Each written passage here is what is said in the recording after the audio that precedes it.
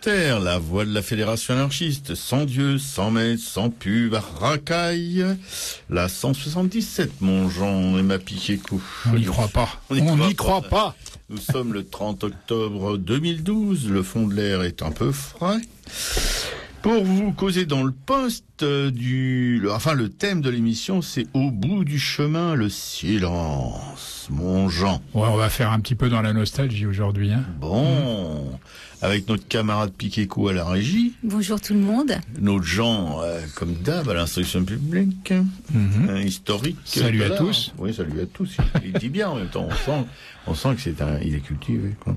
Bon, pour vous causer de l'artiste dans la société, l'artiste en dehors de celle-ci, alors je vous épargne mes blabla habituels parce que bon, ça peut gonfler à la longue. L'artiste et l'engagement politique. On n'a pas eu de plainte. Hein, non, mais on toque que ça pas peut arriver. vraiment. Parce que Piquet-Cou, elle a pas donné le numéro de téléphone ce matin.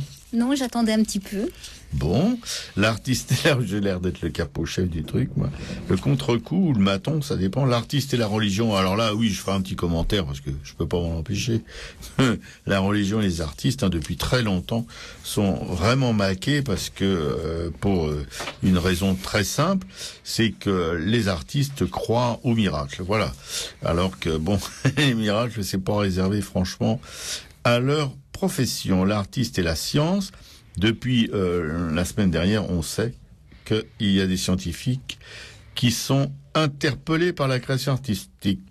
Ouf. Mais non des artistes interpellés par la science. Hein. J'ai l'impression d'une avancée là. Tu vois, mon Jean. Grâce à un auditeur fidèle qui, après avoir squatté la Hollande, maintenant les squatte la Finlande. La vertérine, voilà. Et puis l'artiste et l'autorité, vous savez que les artistes et l'autorité ne sont pas franchement ne s'aiment pas beaucoup, quoi. Mais alors là, encore une fois, avec une réserve, parce que il y a évidemment dans tous les artistes que nous connaissons des qui sont particulièrement à la Maison des Artistes, rue Berrier, dont le président, directeur général, est un célèbre trotskiste. Sarkozyste. On n'en dira pas plus.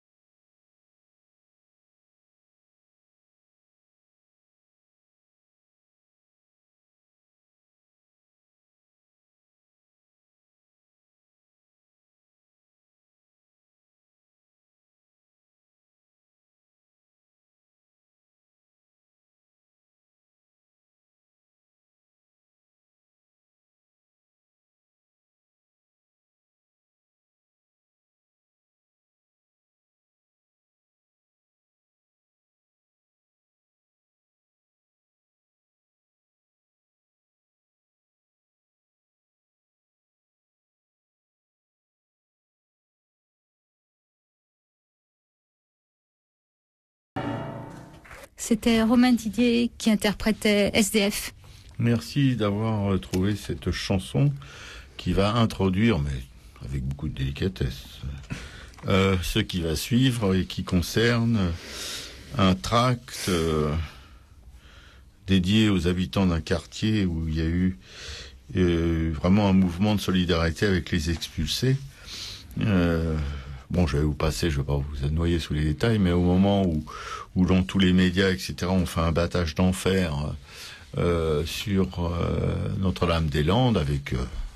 bon, c'est évidemment qu'il faut le faire, mais ça occulte quand même, quand il y a des grands soubresauts médiatiques comme ça occulte durablement le mauvais sort qu'on peut faire à des gens ordinaires qui profitent pas justement de cette publicité et qui à la veille de la trêve de l'hiver concernant les expulsions, sont foutus dans la rue à une vitesse accélérée. Et il y a des groupes, il y a un groupe qui s'appelle le groupe d'Ivry, un groupe anarchiste qui est vraiment impliqué dans cette solidarité avec les expulsés et qui ont édité un tract. Merci aux habitants du quartier, comme je l'expliquais en introduction. Les gros titres de ce tract, ils sont prêts à tout. Blablabla, ils doivent faire de l'argent. Avec l'appui des politiques de tous bords, la SIEMP, comme d'autres bailleurs, rénove. Là, c'est la fin du tract, parce que je trouve que c'est très important cette fin, mais c'est pour faire des projets lucratifs où, au nom de la mixité sociale, on a Elvis, on exclut les pauvres avec des logements pour des gens qui gagnent 2000 € par mois ou plus, des plans d'accession à la propriété. Les smicards, catégorie basse, des demandeurs qui gagnent le SMIC ou moins, qui sont 80% des demandeurs en Île-de-France, attendent des années pour obtenir évidemment un logement. Moi j'en ai connu une nana qui a attendu, pas des années, mais des dizaines d'années. Et voilà, attendent des années, ou alors sont relogés en banlieue, dans les lointaines banlieues, évidemment, toujours plus loin de Paris. Ils galèrent des heures dans les transports pour aller bosser. Je sais pas si vous avez pris les transports en commun le matin à l'heure des boulots. C'est quelque chose d'hallucinant. Pour nous, les galères du quotidien ne sont pas prêtes de s'arrêter. Ces jours-ci, c'est le pire moment pour les expulsions. Juste avant la trêve d'hiver, tout doit être nettoyé. Oui, on nettoie, c'est pas... Voilà, on pense pas à reloger, on pense surtout à nettoyer. Un autre bâtiment occupé par des mal-logés, au 260 rue des Pyrénées, est menacé d'expulsion. Je crois que c'est en route d'ailleurs. J'ai lu un mail ce matin du groupe d'Ivry. Squatteurs, locataires qui ont des impayés de loyer, mal logés sans solution de relogement, on nettoie tout. Parce qu'il va y avoir la trêve hivernale, alors il faut faire le ménage avant.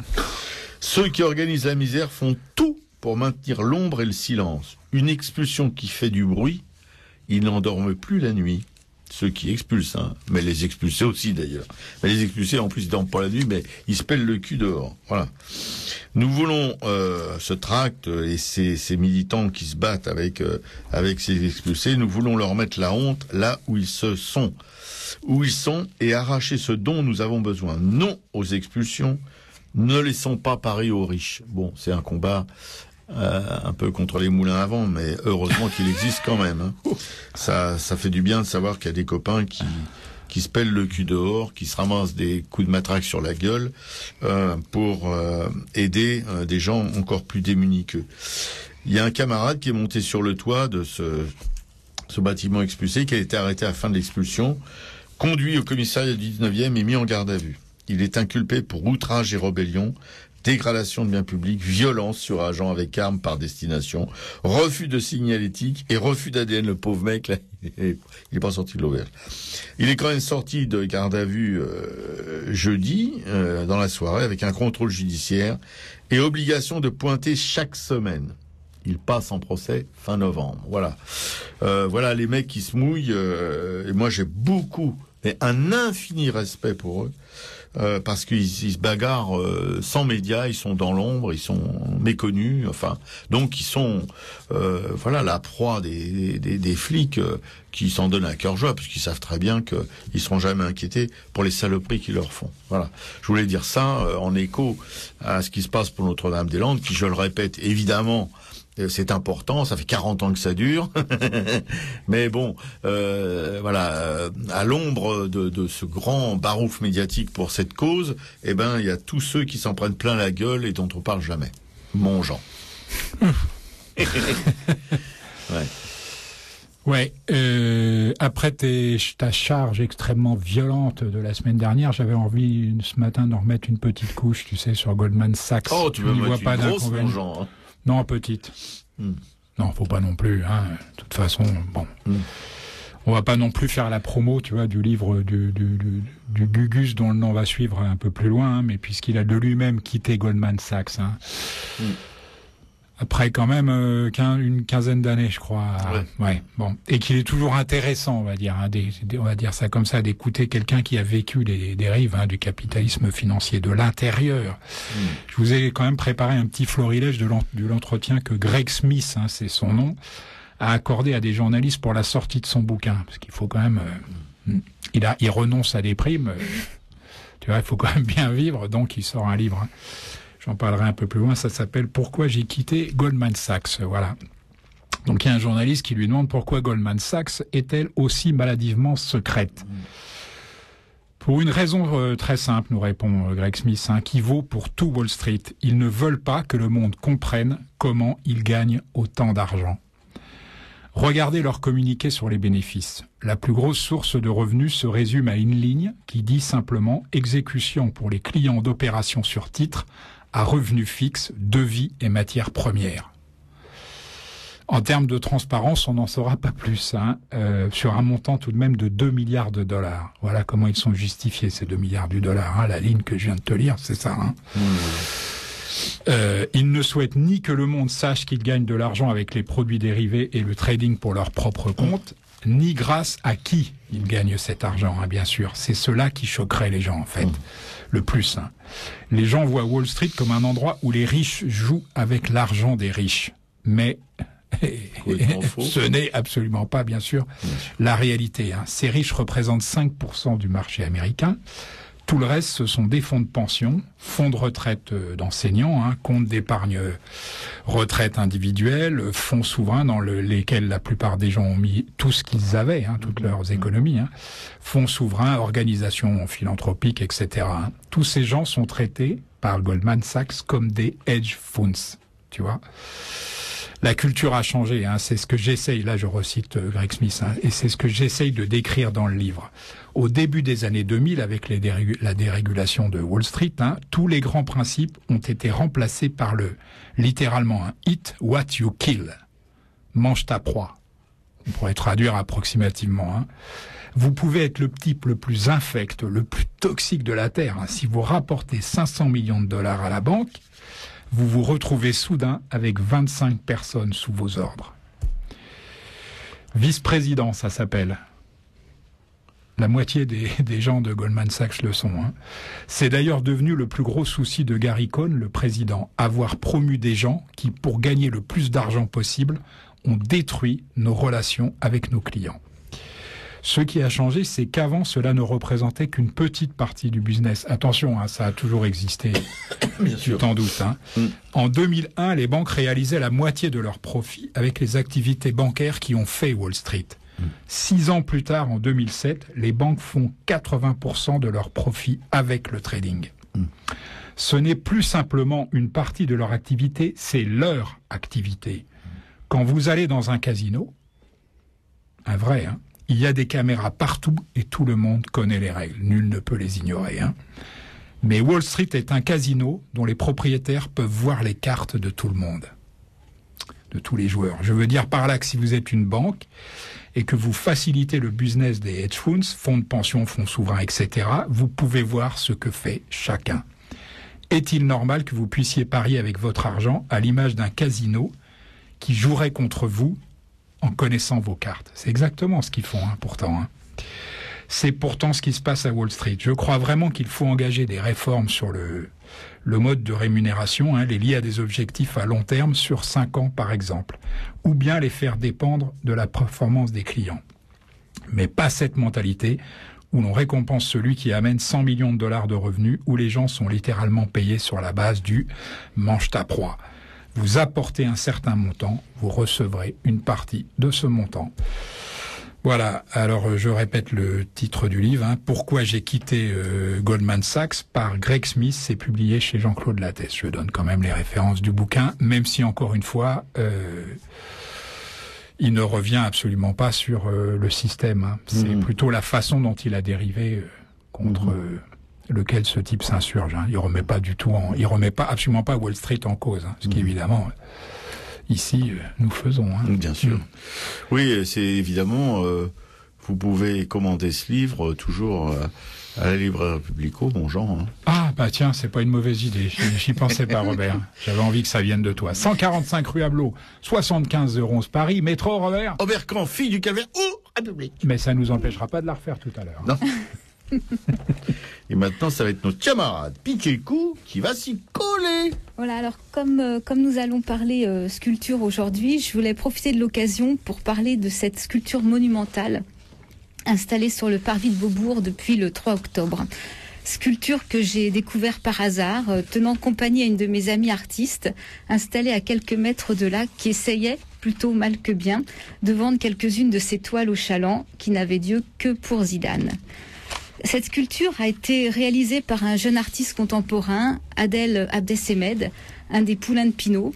Donc c'est une œuvre gigantesque, en bronze, qui haute de plus de 5 mètres et pesant plusieurs tonnes. Et il s'agit du fameux coup de tête de Zidane à l'Italien Marco Materazzi lors de la Coupe du Monde en 2006. Donc elle est revendiquée comme une ode à la défaite, voulant prendre le contre-pied des statues symbolisant des victoires. Et moi, j'y vois surtout une ode à la violence. Les poings de Zidane sont fermés, il fonce tête baissée, regardant le sol vers la poitrine de son adversaire, alors que Marco Materazzi se déporte sous la violence du coup, la bouche ouverte. Et à l'échelle de bonhomme de 5 mètres de haut, c'est plutôt impressionnant. Alors il est toujours possible d'en écrire des lignes et des lignes pour expliquer oui mais non, qu'il faut y voir ceci ou cela. Je reste dubitatif quand j'entends le sculpteur déclarer qu'il célèbre les forces qui échappent au contrôle, à l'exemple de Zidane, qui lorsqu'il donne ce coup de boule est libre, dit-il, car il est hors la loi. Il n'est plus le footballeur ni le professionnel. Une nouvelle définition de la liberté que de répondre à l'injure par la violence. Alors ma fille aînée, qui est une jeune prof de lettres dans un collège difficile de banlieue parisienne, déploie comme tous ses collègues des trésors d'imagination et d'énergie pour essayer d'instaurer du dialogue dans les conflits, d'expliquer qu'il est possible d'exprimer son ressenti devant telle ou telle injustice plutôt que des échanges de coups qui partent toujours plus vite que les mots. Que dire d'une telle sculpture ? Et loin d'une œuvre subversive, j'y vois l'image de notre société, du gigantisme, du monumental et de la brutalité. Alors je ne suis pas non plus solidaire des directeurs de clubs de foot qu'il a décrits au nom d'une représentation contraire à l'éthique sportive. Ils sont probablement les moins bien placés pour parler éthique dans ce domaine, chacun connaissant les dessous d'un sport comme le football. Et tout autant surprenante, c'est l'absence de réaction des touristes que j'ai pu observer devant cette violence assumée et revendiquée.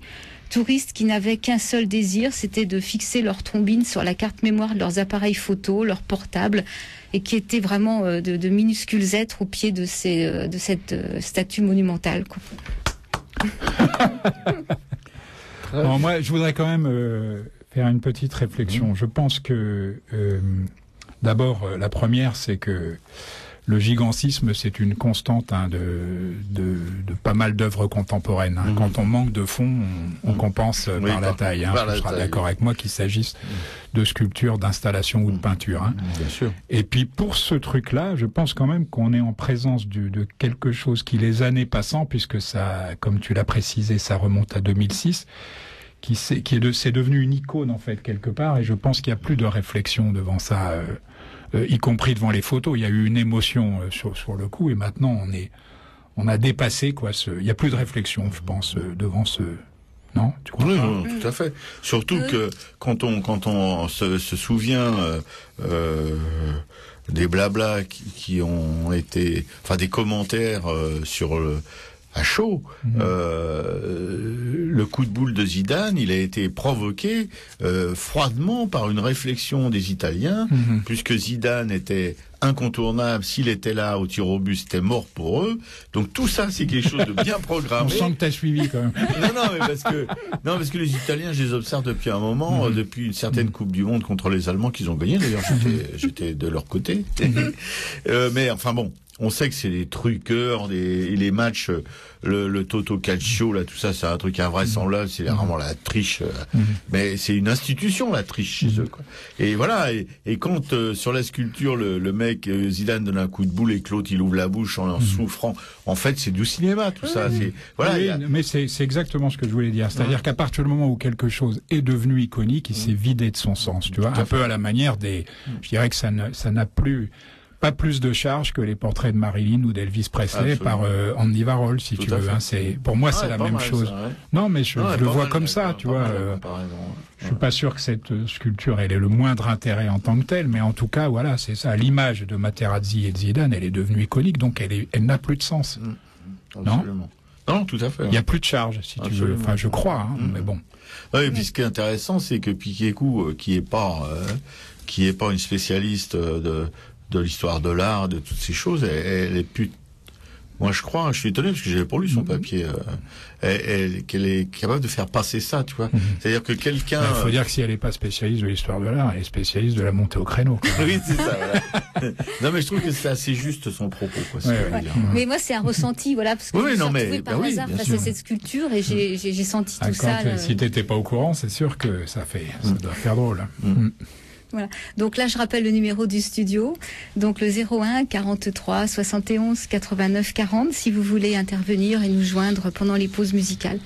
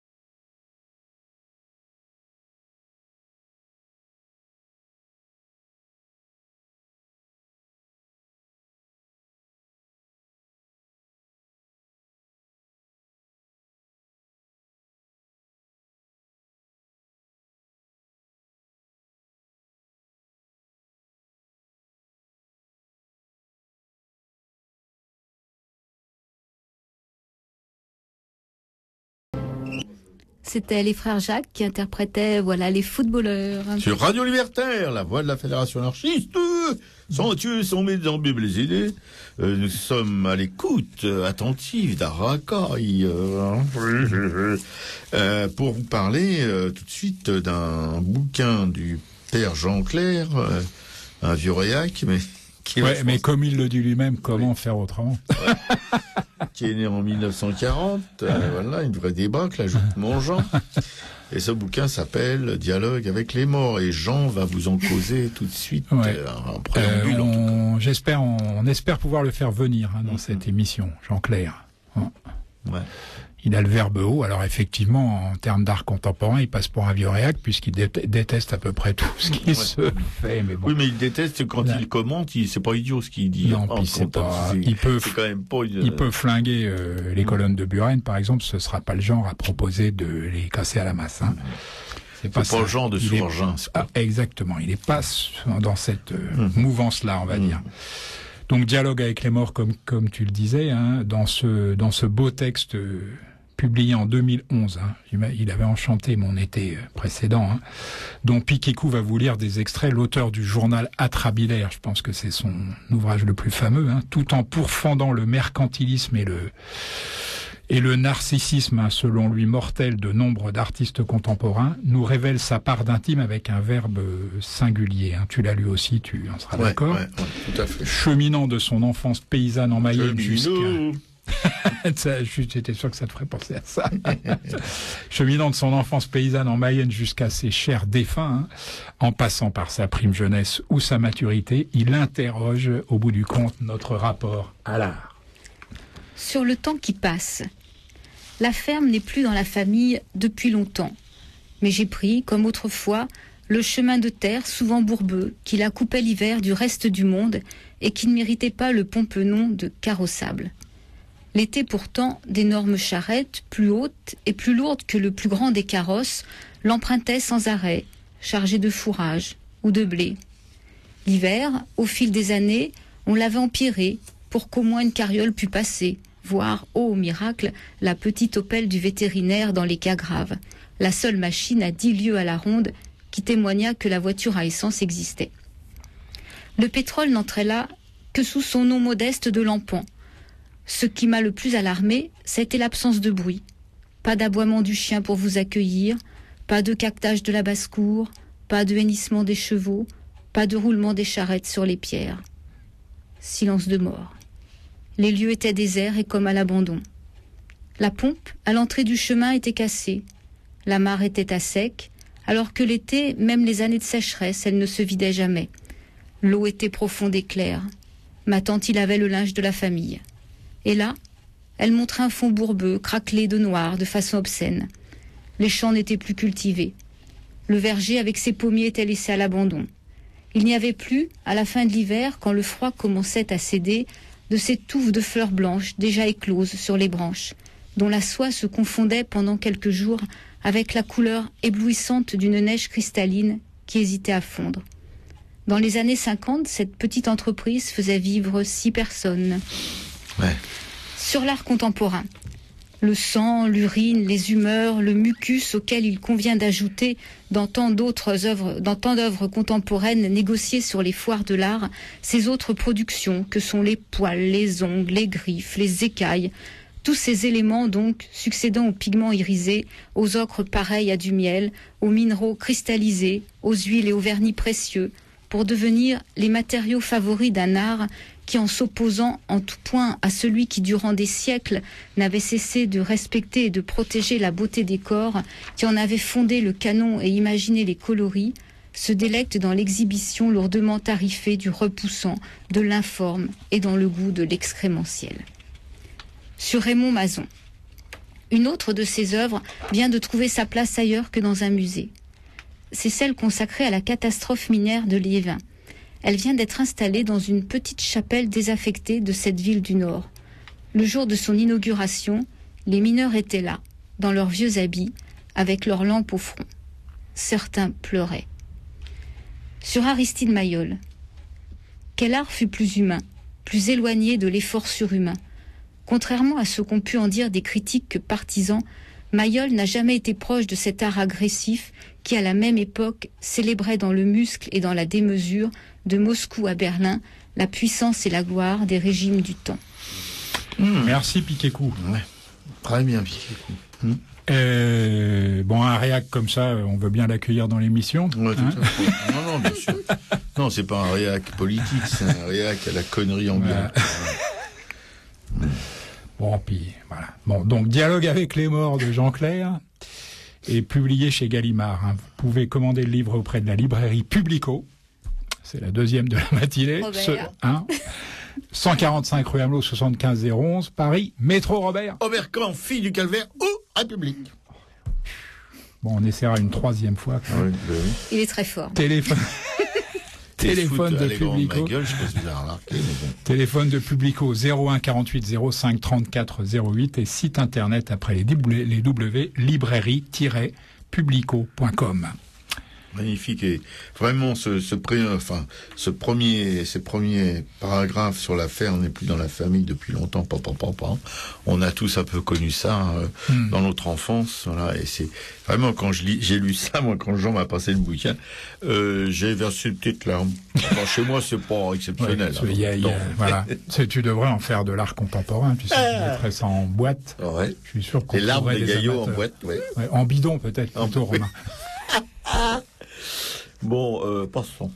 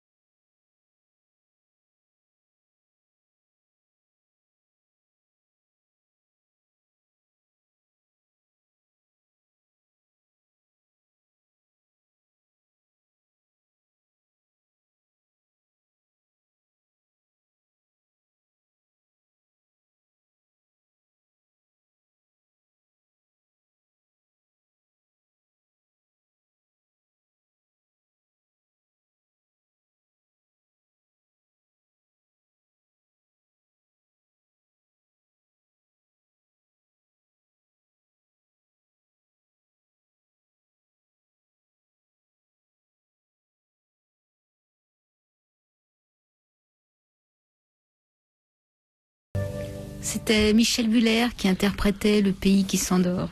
Sur Radio Libertaire, sous fond des raisons de caisse de bière. La voix de la Fédération anarchiste, sans Dieu, sans maître et sans pub. Vous êtes sur cette radio à l'écoute de l'émission Aracaille, avec Piquet-Cou à la régie, à la progression musicale, notre Jean, notre hussard noir, qui fait la maquette de cette émission, à ma gauche, là, ici, qui va vous causer tout de suite histoire d'artistes, histoire de deux rappeurs méconnus. Oui, absolument. Le pays qui s'endort, hein. Je ne sais pas si vous vous rendez compte, la recherche de Michel Buller, la recherche de Piquet-Cou quand même pour... qu'on n'a pas écouté du tout d'ailleurs, parce qu'on blablatait, mais enfin, moi je l'ai réécouté. Y a-t-il une autre émission, hein, je parle du PAF entier, hein. Y a-t-il une autre émission avec une recherche de programmation musicale aussi pointue, qui soit aussi pointue par rapport au contenu, hein, non? Arrête d'écouter. Non, j'essaye de... Je vois pas. Non, arrête, je vois pas. Non, bon. Si tu fais pleurer les auditeurs, on va avoir encore un... C'est là... Il va me faire rougir, heureusement que ça se voit pas. Quel rapport avec les deux artistes qui vont suivre, oui, qui ont des points communs, hein, en dehors du fait qu'ils sont anglais tous les deux. Quel est le lien avec Jean-Clair? Je vous dirai ça tout à l'heure. Voilà. Et je commence avec Thomas Rowlandson, 1756-1827, né à Londres. Rowlandson va étudier la peinture et la sculpture à Paris, hein, pendant 3 ans, avant de retourner dans sa ville natale, dans les brouillards de sa ville natale, et d'y fréquenter la Royal Academy. Et pas d'autres possibilités, hein, pour un... Qui existe toujours. Qui existe toujours, oui, pour un artiste à cette époque épique. Jusqu'en 1780, on ne sait pas pourquoi, hein, moi j'ai pas de renseignements là-dessus, il va s'obstiner à peindre des portraits assez médiocres, hein, de mon point de vue, alors que c'est un artiste virtuose. Hein. Mais pour vivre, et aussi, et heureusement pour nous, hein, pour vivre et aussi ou surtout pour satisfaire sa passion du jeu, il commence peu à peu à donner de très agiles caricatures aux journaux satiriques. Ces dessins, d'une ironie qui vous mord à la vue autant qu'à la fesse, hein, s'inspirent de la tradition anglaise initiée quelques années auparavant, hein, par William Hogarth. Mais leur graphisme à la fois fougueux et sinueux évoque plutôt un certain rococo continental, c'est assez curieux, hein, voire carrément les esquisses de Fragonard, pour ceux qui sont allés à 2 expositions assez récentes qui concernent ce grand artiste français. Voilà. Rowlandson avait mis au point un mélange de vermillon et d'encre de Chine, mon cher Robert, dont il se servait aussi bien pour ses dessins que pour colorer ses cuivres, hein, dont les tirages prenaient ainsi l'aspect d'aquarelle. Ouais. C'est non seulement c'est efficace, mais c'est très très beau, hein. Purement descriptif, hein, son art pousse le plus souvent la gaieté jusqu'à l'extravagance, hein. Rowlandson doit le meilleur de son œuvre, il faut le dire, mon cher Robert, à la peinture de mœurs plutôt qu'à la politique, hein, où il n'égale pas Gilleret, que nous verrons d'ailleurs dans une minute, hein. Il est en particulier l'auteur de spectaculaires, je ne peux pas dire ça autrement, évocation des pratiques érotiques de l'aristocratie de son temps. J'aurais bien aimé qu'il s'attaque au peuple aussi un peu pour nous montrer, parce que après tout, hein, l'érotisme, c'est pas réservé qu'aux aristocrates. Hein. Au cours de ces dernières années, il créa un personnage allégorique, le docteur Syntaxe, hein, auquel il prêta des voyages dans les différents milieux sociaux. Sa fantaisie, il faut le dire quand même, il perdit un peu en naturel, hein. Mais son art y gagna énormément en véracité. Ce qui nous rapproche du second artiste du jour, c'est James Gillray. Lui, c'est 1757, il est né un an plus tard, hein, 1815, mais mort plus tôt, on va comprendre pourquoi tout à l'heure. Au XVIIIe siècle, la caricature s'oriente vers la politique, hein, dans les pays où s'exerce une certaine vie démocratique. C'est naturel, hein. Le premier de ces pays est l'Angleterre. Même si les dessins et aux formes de William Hogarth que nous avons évoqués tout à l'heure, hein, ne relèvent pas directement de la caricature, en raison surtout de leur intention moralisante, hein, la sûreté de son observation et sa capacité à imaginer des situations comiques vont exercer une énorme, hein, et plus intéressant, féconde influence sur le développement de cet art sur les grands représentants que sont Thomas Rowlandson et James Gillray. Hein. Ce dernier, adversaire acharné, il n'y allait pas de main morte, hein, de la Révolution et de Napoléon, pratiquait déjà un graphisme déformant, hein, qui est resté moderne et évoque et notamment du bout. Hein? Ouais. Tu connais un petit peu, non? Non, c'est assez... Je sais pas, je peux pas te le dire là. Hogarth, oui, mais Gillray, je sais pas. Et tu verras ça, tu me diras ce que tu en penses. Même si il y a plus de petites hachures, de choses comme ça, tu verras, il y a quelque chose, hein. Il faut préciser toutefois à son honneur que s'il vitupérait contre le jacobinisme des Français, il réservait ses piques les plus mordantes à la famille royale anglaise. Excusez-moi, je ris rien que de repenser à certaines caricatures, ou aux personnalités politiques de son propre pays. Droite et gauche, tout le monde en prenait pour son grade. Né à Chelsea, il va lui aussi fréquenter la Royal Academy, comme son collègue Rollandson, payant ses études avec d'innombrables caricatures publiées sous divers pseudonymes. C'est assez dur de rassembler tout ça. Puis il va carrément se mettre en ménage libre avec Anna Humphrey, qui était, quand je dis ménage libre, c'est qu'ils sont quand même, un jour, il a consenti quand même à aller vers l'église avec elle pour l'épouser. Et puis à peu près à la moitié du chemin, il lui a dit non mais ça va pas. Et elle lui a dit mais qu'est-ce qu'on est en train de faire? Très bien. Ils sont pas allés au bout. Et il y a les invités qui les attendaient là-bas. Enfin bon, bref. Anna Humphrey, qui était non seulement son éditrice, mais qui tenait aussi une boutique dans laquelle elle vendait son travail, le travail de Gillray. Les plaques de ses eaux-fortes étaient exposées en fait dans la vitrine. Ça te dit pas quelque chose? Et renouvelé tous les jours, mon cher Robert, ce qui attirait une foule quotidienne considérable. Oui. Le renouvellement dans les vitrines de galeries, ce qui ne se fait jamais. Ben non. Mais voilà, parce que tu passes 10 fois devant, c'est toujours la même chose, mais renouveler, oui. Ouais, peut-être ça va nous donner des idées pour une ville de l'Est parisien qui s'appelle Bagnolet. Bon, enfin, on vous en dira plus bientôt. Voilà. Malheureusement, sa vue baissant considérablement. Alors ça va te serrer le cœur, mon cher Robert. Je connais ta sensibilité extrême en la matière.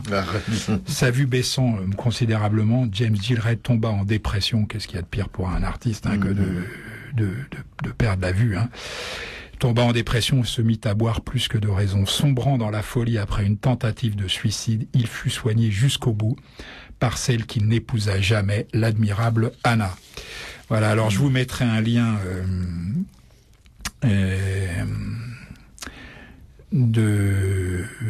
pour à la fois les œuvres de Rollandson et celles de Gillray sur le blog de l'émission. http://arracaille.blogspot.com. Voilà. Ouais. Et si j'ai voulu parler de ces deux artistes aujourd'hui, évidemment, c'est qu'ils sont assez méconnus dans nos contrées. Rollandson un peu, mais Gillray honnêtement très peu, alors c'est une star en Angleterre. Et que, ben là, le lien est quand même un peu moins direct de Raymond Mazon, dont Robert va vous parler tout à l'heure. Jean-Clair dit aussi que son art vient d'une longue tradition du Nord, de Hogarth, de Rollandson et de Gillray. Voilà. D'accord. Il y a pas mal d'artistes anglais d'ailleurs, même contemporains, comme Masson ou comme Hockney, qui sont du nord aussi de l'Angleterre. Ah oui. Hockney, il est d'Hartford, je pense que c'est pas Birmingham, mais c'est quand même, c'est pas dans le Sussex, je pense pas. Voilà.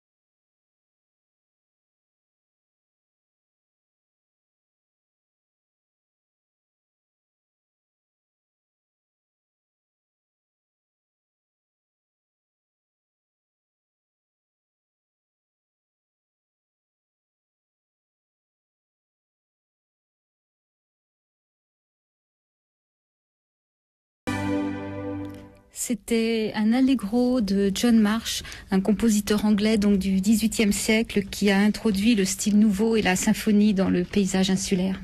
Sur Radio Libertaire, oui, vous y êtes toujours, jusqu'à 11h30. Piquez coup, hein, là. Jusqu'à jusqu'à midi et demi. Il y en a un qui nous a pas encore fait son petit décalage d'horaire, mais je vous rassure, ça ne saurait tarder. Oui, Piquez quoi là? Notre gens, un pilier de c'est la République, quoi, notre gens. Simple, voilà. Pour vous causer, moi-même en personne, oui, j'ai fait un peu de violon, de Raymond Mazon. Alors, je sais pas si on dit Mazon, ou téléphone Mazon, ou Mason. Maison, bon. Mason, oui. Ouais, Raymond Mazon, allez. Non, mais ça, c'est le prononcé franchouillard parisien. Téléphone Mazon. Téléphone Mazon. Bon, alors donc, ce pépère, là, après des études artistiques c'est les gibis, et chez les Shadocks, les gibis étant la Grande-Bretagne et les Shadocks étant la France, tombent dans la sculpture. Et j'ai appris, là, récemment, en lisant la biographie de Modigliani par sa fille, que Modigliani, ce que je savais pas du tout, en fait, il voulait être un grand sculpteur. Ben, ça n'a pas marché parce qu'il avait une santé fragile.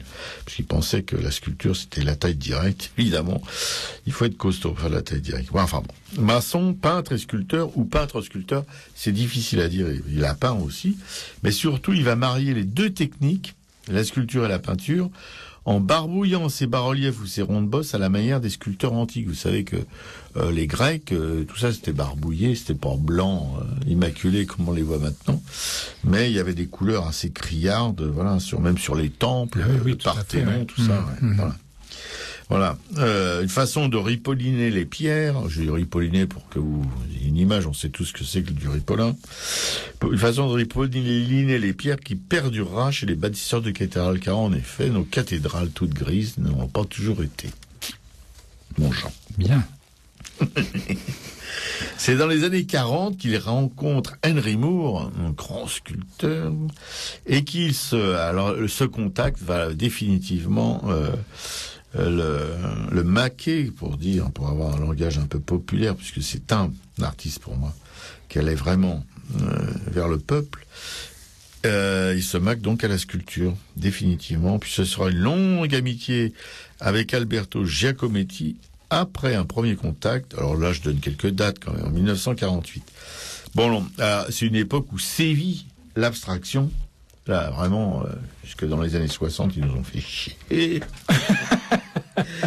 Mais notre camarade Mason, l'abstraction l'ennuie. Et je peux comprendre. Et il se consacre définitivement à une représentation figurative de son art, influencé en cela par sa fréquentation assidue de notre Suisse italien, je veux dire Alberto Giacometti.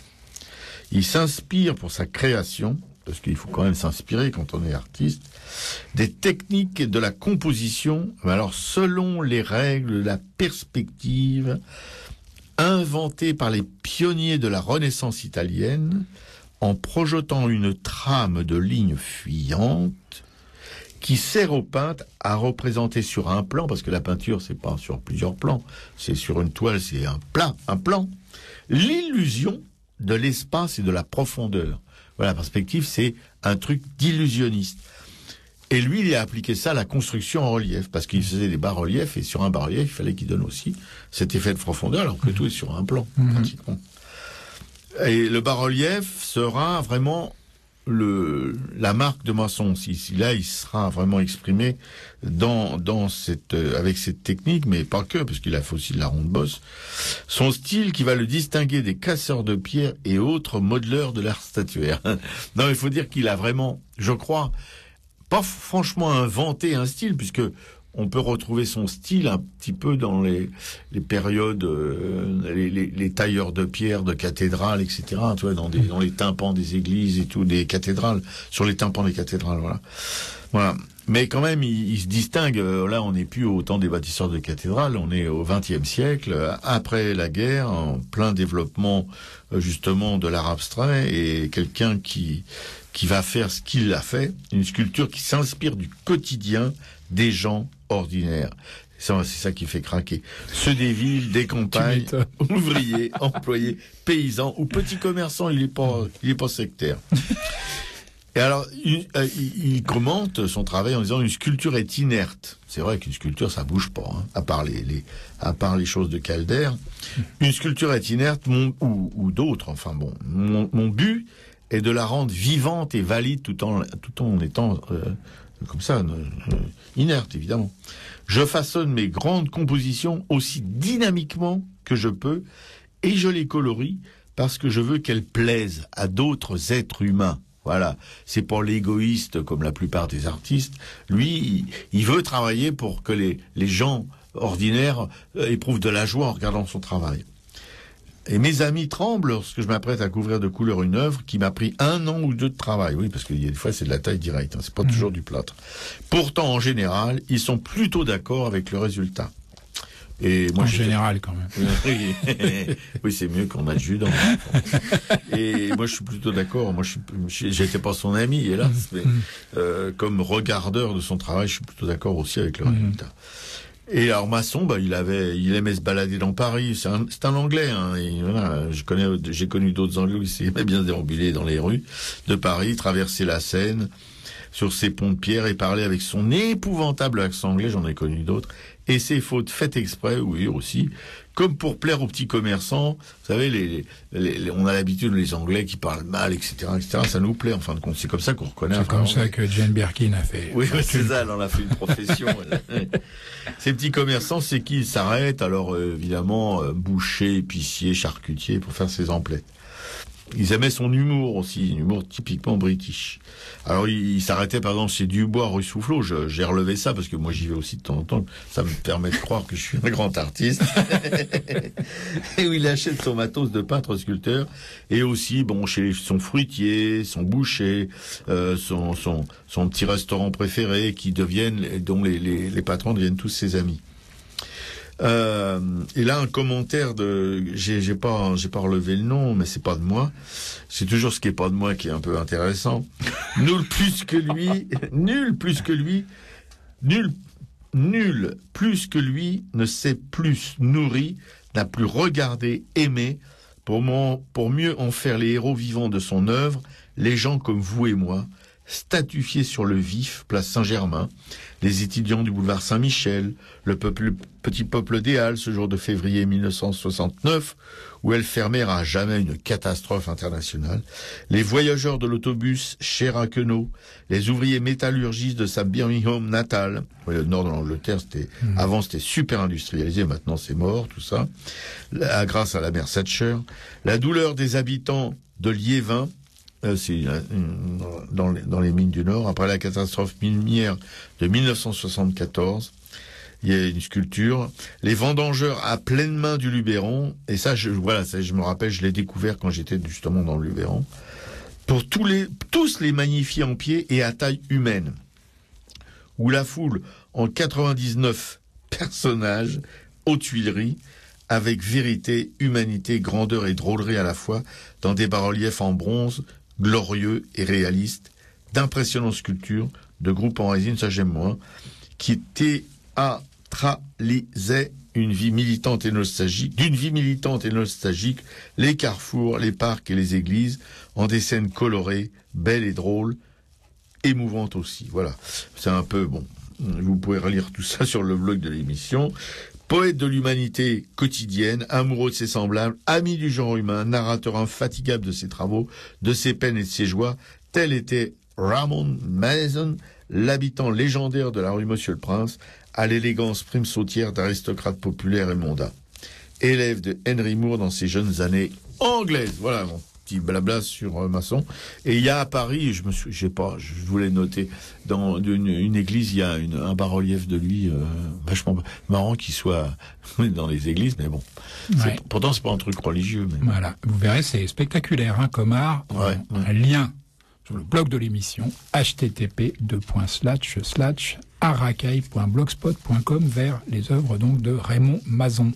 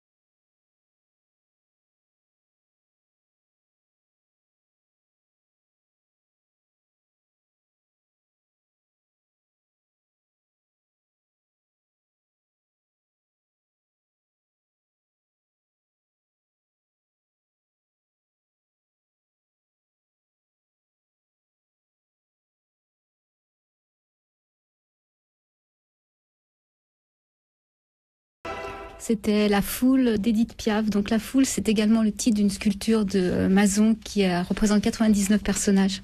Oui, qui sont aux Tuileries, je pense. Oui, enfin bon, c'est ce qui se disait sur Radio Libertaire, c'est ce qui se disait, c'est ce que j'ai lu. La voix de la Fédération anarchiste à Racaille, avec tout de suite notre camarade Piquet-Cou qui s'y colle pour vous causer de bagnole. Un vieux schnock qui se payait un petit modèle de 17 ans et qui lui a permis de faire, je crois, ses plus belles œuvres. Ça fait encore des envieux aujourd'hui, n'est-ce pas, hein? Oui. Manifestement, ça fait encore des envieux aujourd'hui. Oui, manifestement. Voilà, donc Mayol, 1861-1944. Il est même plus jeune. Et tout à la fois peintre, sculpteur et graveur. Il est né à Banyuls, un village de la vigne et de l'olivier, dans un pays à la fois rude et généreux. Il suit les cours de dessin du collège, puis prend des cours particuliers et à 20 ans part pour Paris afin de se consacrer totalement à l'art. Il s'inscrit aux arts décoratifs. L'enseignement académique ne lui convient pas, mais lui donne une solide formation. Il rencontre Gauguin au Café Volpini, dont l'influence se révèle décisive. Suppression de la perspective et travail de la couleur pure en aplats colorés. Sa palette, d'abord sombre, devient plus claire et douce. Plusieurs de ses tableaux représentent des jeunes femmes de profil sur un fond de décor floral. Il peint également des paysages s'inspirant de son Midi natal, riche en couleurs et en contraste de lumière. Il peint également des nus féminins qu'il intègre à la nature. Il se passionne pour le théâtre et réalise des décors. Son tableau, La Vague, représentant un nu de dos sur le point d'être englouti par les flots, est transposé en tapisserie, puis en sculpture. Elle sera à l'origine de sa sculpture La Méditerranée. Il se lance donc dans la tapisserie et organise à Banyuls un petit atelier dans lequel 2 jeunes filles travaillent avec des laines pures et des pigments naturels, à base de plantes qu'il va ramasser lui-même dans la montagne. Cet art lui permet d'inventer un monde riche en images poétiques et de reprendre une idée chère au Nabis, faire de la réalité un rêve. Par son besoin de concentration, cette activité de tapisserie lui cause une inflammation des yeux et il doit par conséquent y renoncer. Il va mettre toute son énergie dans la sculpture. Ses premières sculptures sont en bois de poirier ou d'olivier, en taille directe, technique qu'il n'a pas apprise. Le corps féminin s'impose rapidement comme une source infinie d'inspiration dont il fera le thème de toute son œuvre. D'abord vêtu, les sculptures se dénudent lorsque Mayol se marie. Il étudie toutes les gestuelles, passant de femmes debout à des femmes assises ou à des femmes accroupies ou étendues. Le corps et les membres sont en harmonie avec des lignes invisibles qui commandent le choix de la composition. Il tend vers la simplicité des formes et rompt avec la tradition classique de la sculpture. Une œuvre phare qui deviendra La Méditerranée traverse toute son œuvre. Il s'agit d'une jeune femme nue, assise, la jambe droite repliée, la gauche légèrement relevée, la tête inclinée vers le sol, méditative. Le plâtre est exposé au salon d'automne. Gide dira dans son compte-rendu qu'il voit en Mayol l'inventeur du silence dans la sculpture. Seule l'intériorité de l'œuvre fait office de message. Ce plâtre est remarqué par un jeune Allemand, Harry Kessler, qui va devenir le mécène et l'ami de Mayol. Il sort ainsi un peu de la misère et acquiert une certaine notoriété. Sur les conseils d'Octave Mirbeau, Mayol est choisi par Clémenceau pour exécuter un monument à la mémoire d'Auguste Blanqui. Après avoir écouté le récit de l'existence de ce dernier, passé en captivité pour ses idées, quand Clémenceau lui demande comment il voyait le monument, Mayol répondit « Je vous ferai un beau cul de femme, ce sera la liberté enchaînée ». Autre sculpture majeure, La Nuit et Pomone. Exposée en 1910, cette statue le consacre publiquement. Première Guerre mondiale, Mayol est abattu par l'horreur du conflit et interrompt ses grands projets en cours pendant toute sa durée. Il travaille sur les illustrations de L'Art d'aimer d'Ovide, une commande de Kessler, et crée un papier, le papier Montval, qui présente dans son filigrane les initiales de l'artiste et de son mécène. À la fin de la guerre, il exécute des statues de monuments aux morts. Conservant cette idée d'image silencieuse, il reprend le thème de la figure étendue. Parallèlement, il poursuit une série de baigneuses et de femmes accroupies, avec toujours cette même recherche de simplification, recherche pour laquelle il peut revenir 10 ans sur une sculpture. Sa collaboration avec Dina Vierny, son dernier modèle durant une dizaine d'années, stimule son envie de peindre et de dessiner. Il réalise de grands pastels et sanguines dans lesquels se retrouve le travail sur le velours de la chair et la contemplation d'un corps dans une attitude lascive et sensuelle. Elle va également lui permettre de créer la sculpture monumentale des dernières années de sa vie. Résistante pendant la guerre, il lui montre un chemin à travers la montagne qui permet de faire passer la frontière, et ce réseau de passage s'appellera le réseau Mayol. Il meurt des suites d'un accident de voiture en 1944 et est enterré à Banyuls, dans le jardin du musée, son ancien atelier, avec la Méditerranée, sa statue. Après le décès de Mayol, Dina Vierny entreprend de diffuser son œuvre via sa fondation à Banyuls et le musée Mayol à Paris. Voilà, donc ce texte, je l'ai rédigé à partir d'un livre qui s'appelle Aristide Mayol, qui a été écrit par Bertrand Lorquin, qui est conservateur au musée Mayol à Paris. Elle est toujours vivante, Dina Vierny? Non, elle est décédée en 2009. Pas longtemps. Ouais. D'accord. Mais je trouve des Nabis, c'est là, c'est faire de la réalité un rêve. Ça, je trouve que c'est vraiment très fort comme pensée. Ouais. Et le papier Montval existe toujours. Oui, tout à fait. Voilà. Et en plus de faire des monuments aux morts avec des super nanas, ça change des poilus. Et le musée Mayol de Paris offre l'avantage de préparer de très belles expositions qui sont peu courues. Oui, c'est vrai. Un des rares musées parisiens où on peut être un peu tranquille pour voir les expos, où on n'est pas contraint de faire une queue de 2 heures dehors. Oui. J'ai eu 2 expos sur Basquiat et il n'y avait personne. Là, il y a l'expo Canaletto, là, en ce moment. Oui. Pourtant, pourvu que ça dure. Oui, pourvu que ça dure. Et alors justement, nous on était à la recherche d'un DVD sur le travail de Mayol dans son atelier, et au musée Mayol, ce DVD est disponible, quoi. C'est un DVD d'une demi-heure qu'on peut aller chercher directement là-bas. Le seul inconvénient, si on peut dire, de ce DVD, c'est qu'il a été fait par des nazis qui adoraient la sculpture de Mayol, mais pas pour les bonnes raisons.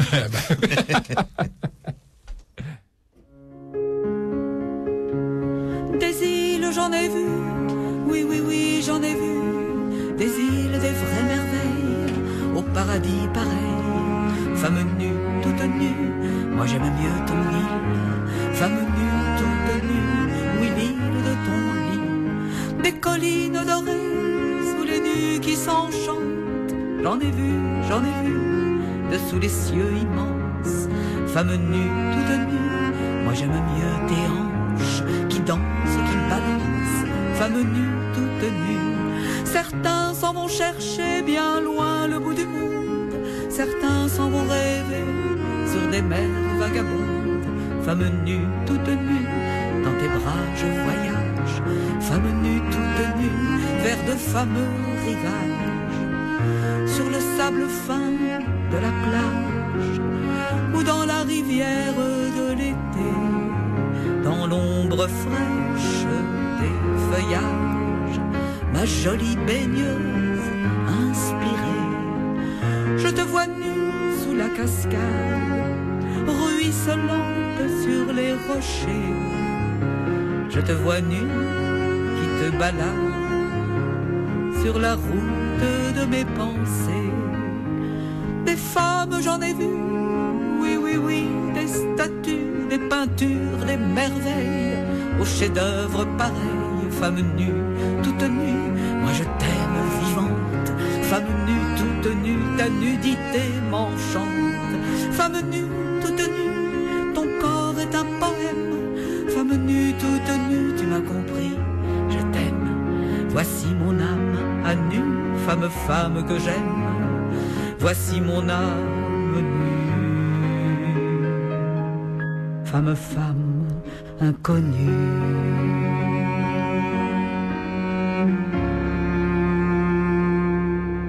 C'était Femme nue, toute nue, interprétée par Monique Tréhard. On les aime, les femmes nues, toutes nues. Enfin bon, sur Arracaille, c'est Arracaille la 160. Ça c'est vrai. Ouais, on saura bouger.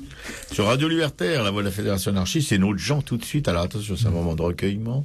Vous êtes apaisé, on reprend sa respiration. On ne s'endort pas. Pour les expos à ne pas manquer. Cette semaine. Hein. Oui, mon Jean, cette semaine. Oui, pas celle de la semaine dernière. Hein.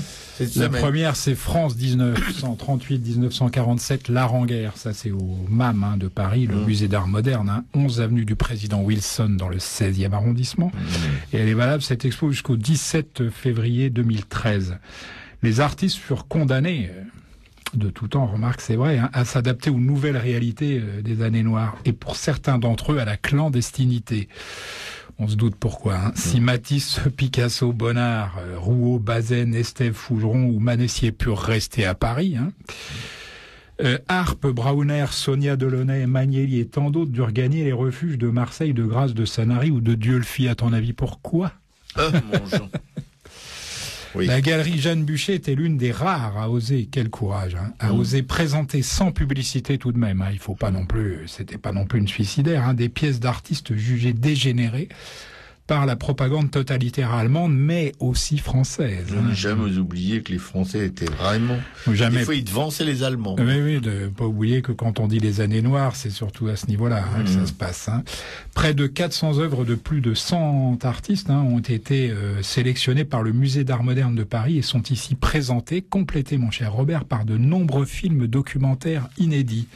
Rassemblés et commentés en 10 séquences fortes, elles expliquent comment, dans un contexte menaçant d'oppression et de pénurie, les artistes ont modifié en profondeur les contenus et les formes de l'art en France. Voilà. Oui, et comme le musée Mayol, le musée d'art moderne est un lieu, moi, que j'aime beaucoup, et on a de la place, on peut Il y a circuler, de la place, voilà.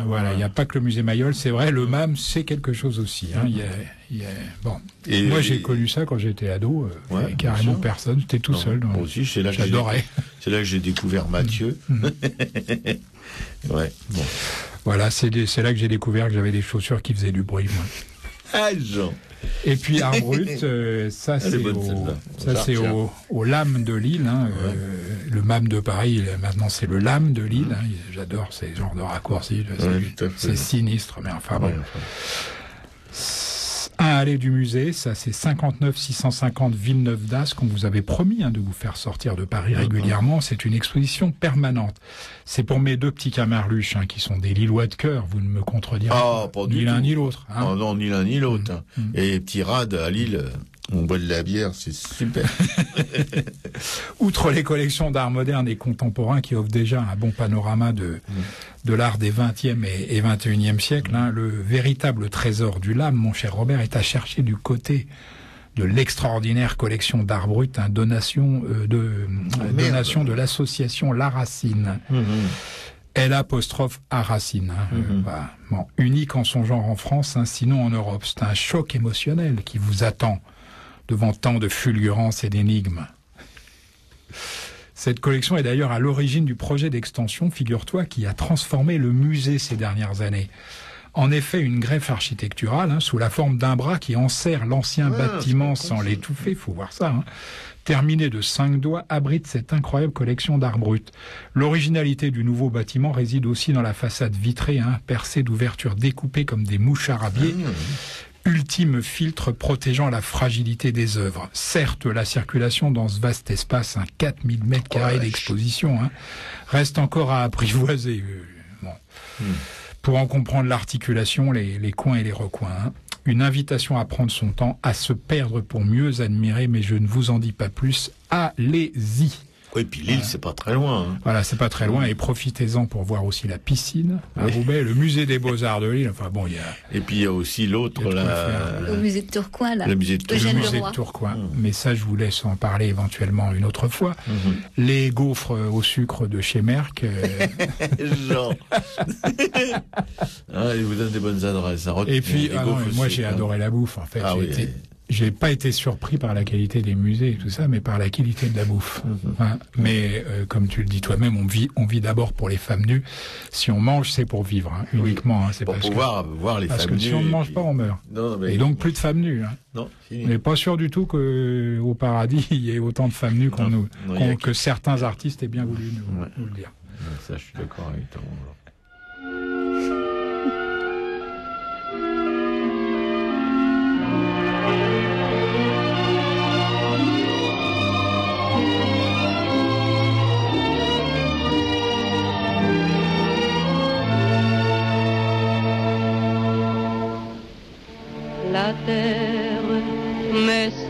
solitaire depuis que je suis loin de toi. J'enchante la nuit méchante en te disant dans mon émoi, toi vers qui les fleuves roulent, vers qui les vents s'écoulent pour ne plus revenir. Toi vers qui les feuilles folles en automne s'envolent, oiseaux de souvenirs. Toi vers qui le temps qui passe emporte par l'espace les jours et les soirs. Viens, mon cœur n'a plus de sève, du moins sois dans mon rêve, ami de mon espoir. Calmant ma souffrance comme une délivrance, je chante vers toi dans le soir.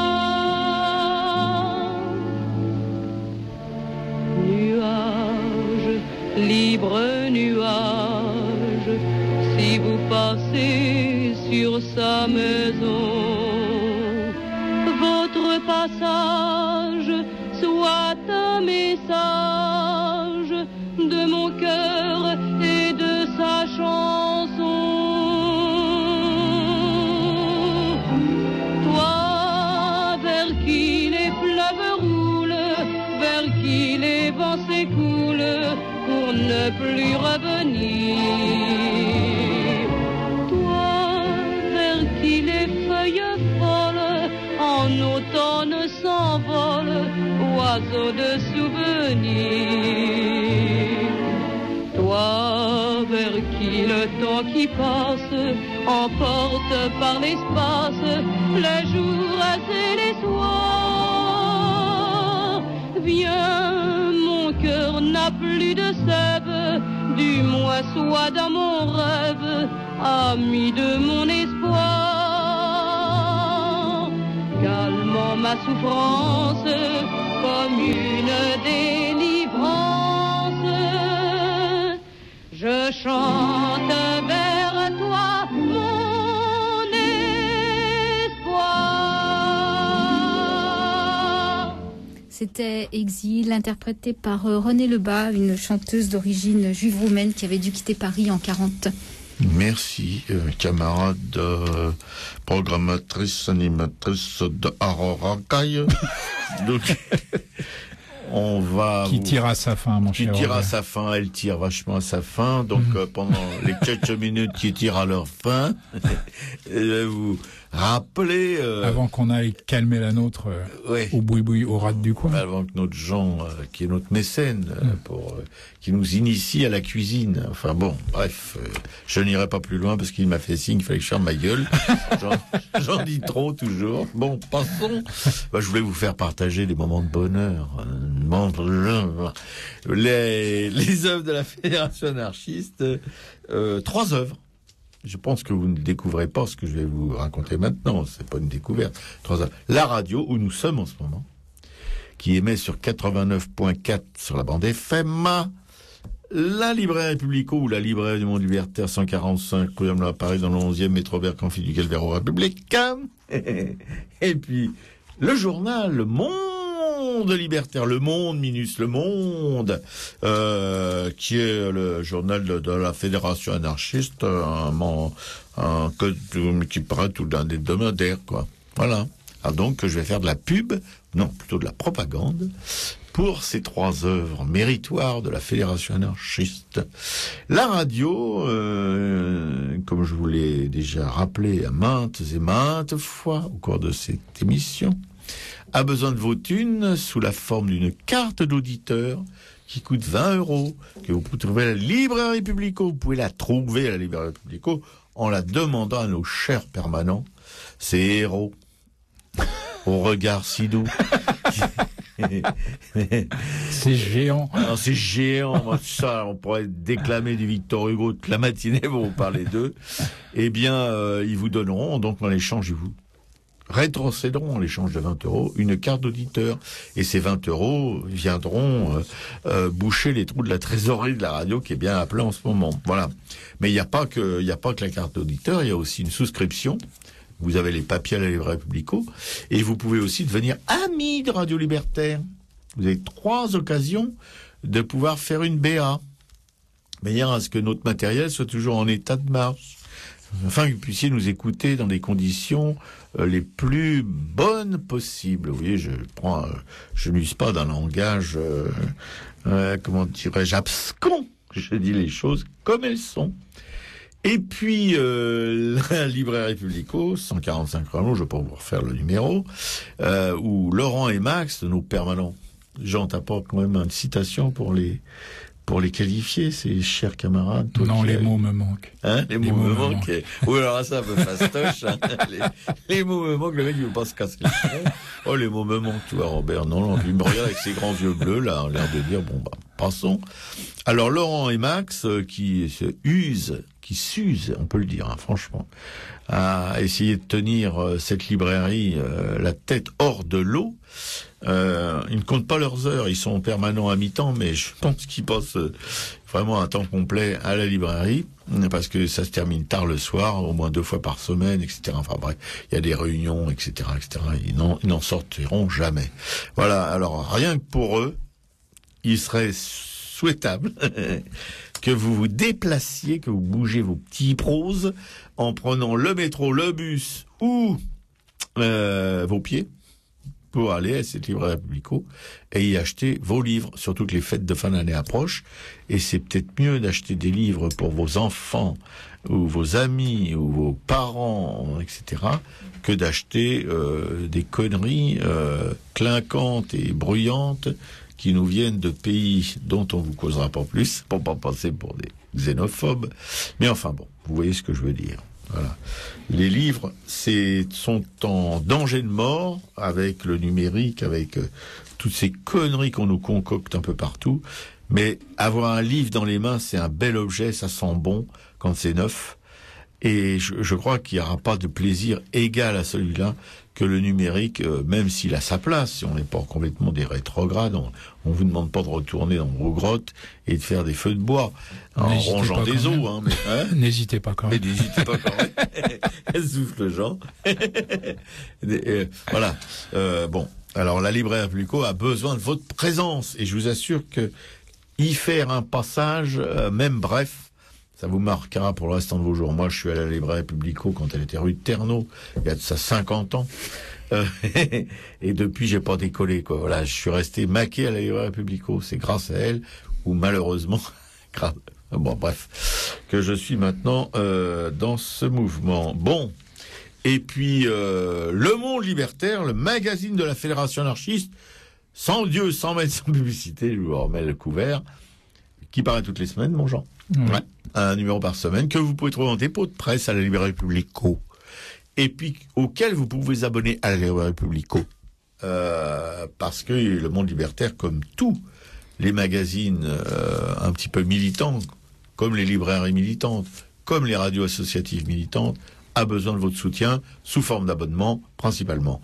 Voilà, vous pouvez le trouver dans quelques kiosques de la capitale, des textes un petit peu sur ce qui se passe dans le monde, mais des textes aussi militants, des plumes, des cartoons, tout ce qu'il faut pour passer un bon moment et se remplir la tête de choses qui sont moins connues. Et il y a une BD dont Jean est complètement fanatique. Toutes les semaines, oui. Il est fanatique. Ça s'appelle Pavé d'Anard. Oui, et puis tu peux donner le nom des cartoonistes. Ça, c'est par Sadia et Mazoc. Voilà. Alors, Sadia et Mazoc, vous pouvez être sûr qu'ici, vous avez un fan. Hein. Alors, pourquoi y a-t-il tous les mardis, ils nous répètent la même chose. Non, mais c'est excellent. Il y a toujours, beaucoup d'idées et de profondeur là-dedans. Et Pavé Jean, d'Anard, c'est une bande, en fait, un strip, comme on l'appelle,